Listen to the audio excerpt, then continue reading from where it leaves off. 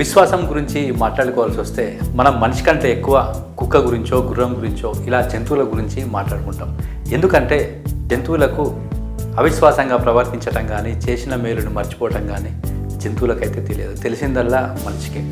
నిత్య జీవితంలో మనం ఎందరికో సాయం చేస్తుంటాం. ఇంటి ముందుకు వచ్చిన బిచ్చగాళ్ళ దగ్గర నుంచి ఇరుగు పొరుగు మన మిత్రులు మనల్ని సాయం కోరి వచ్చిన వాళ్ళు ఎవరిని కాదనుకుంటా సాయం చేస్తూనే ఉంటాం. ఇదంతా ఒక ఎత్తు అయితే ఇలా సాయం చేసిన మన గుండె బాధపడేది ఎప్పుడంటే నా వ్యక్తి కనీసం మనం కనబడ్డ తలదిప్పుకొని వెళ్ళిపోయినప్పుడు, మనం చేసిన సాయాన్ని మర్చిపోయినట్లు ప్రవర్తించినప్పుడు మనం చాలా హర్ట్ అవుతుంటాం.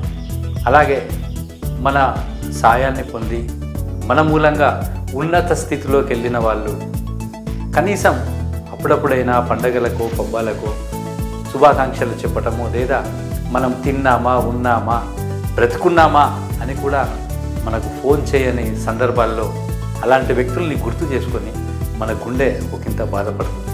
ఫ్రెండ్స్, గుర్తుంచుకోండి, మన దగ్గరికి సాయం చేయమని వచ్చిన వ్యక్తి ముందు ఎలాంటి వ్యక్తో ఆలోచించండి.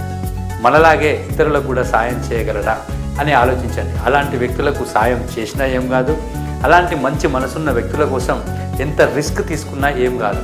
కానీ చేసిన సాయాన్ని మర్చిపోయి పూర్తిగా మనల్ని మర్చిపోయిన వ్యక్తికి మనం సాయం చేసినప్పుడు మన గుండె బాధపడ్డప్పుడు అయ్యో ఇలాంటి వ్యక్తిగా మనం సాయం చేసింది అని మన మనసు ఒక్క క్షణం కూడా నొచ్చుకోకూడదు. మీరు కూడా గుర్తుంచుకోండి, మీకు సాయం చేసే వ్యక్తుల్ని కానీ, మీకు సాయం చేస్తున్న వ్యక్తుల్ని కానీ, మీకు సాయం చేసిన వ్యక్తుల్ని కానీ ఏ క్షణం కూడా మర్చిపోకండి. వారిని ప్రతి క్షణం గుర్తు చేసుకోండి. వారికి కృతజ్ఞులుగా ఉండండి. వారిని పలకరిస్తూ ఉండండి. వారు గుర్తొచ్చినప్పుడల్లా కనీసం వారితో ఫోన్లో అయినా కాంటాక్ట్లో ఉండి బాగున్నారా అని అడగండి. అప్పుడు వాళ్ళు సంతోషంగా ఉంటారు.